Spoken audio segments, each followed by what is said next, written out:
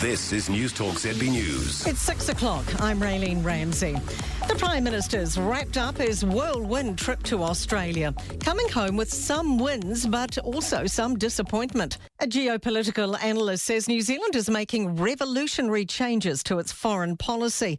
Otago University's Geoffrey Miller told Heather du Plessis-Allan something new is coming out each time the New Zealand and Australian leaders meet. Really turning everything up a notch each time, and very much in opposition to China, and that's the elephant in the room in all of this, that New Zealand really is on a collision course with China now. Heather du Plessis-Allan.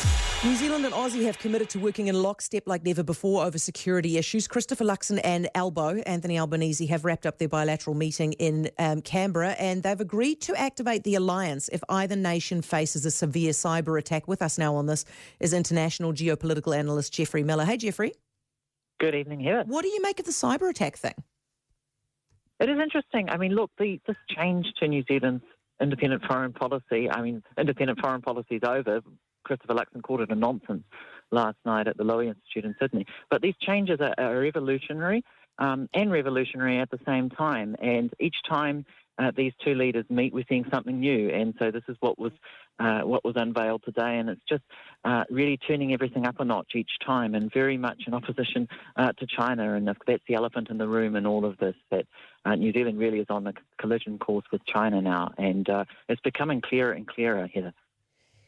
He's been accused of, this is Christopher Luxon, of exaggerating how bad things are in that speech last night. Do you think that's fair? No, I think, look, that speech was very, very hawkish that he gave last night, and in the Q&A he was equally hawkish, and he in the Q&A afterwards he drew a straight line between Ukraine and Asia, and he was asked afterwards by journalists about this, and he mentioned Taiwan and then tried to take it back and walk it back, and I think there's a lesson there for Christopher Luxon. He does speak very quickly, he talks very quickly, and he likes to answer very quickly.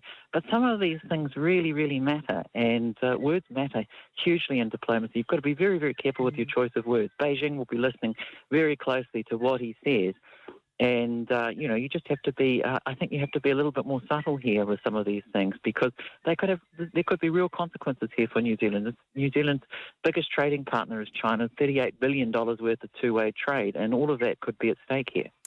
Geoffrey, so good to talk to you, mate. Thank you very much. Geoffrey Miller, international geopolitical analyst. I don't know if you caught what Geoffrey just said there. It was like he just said it, but it's quite a serious thing. Could put New Zealand on a collision course with China. So keep an eye on more commentary on that.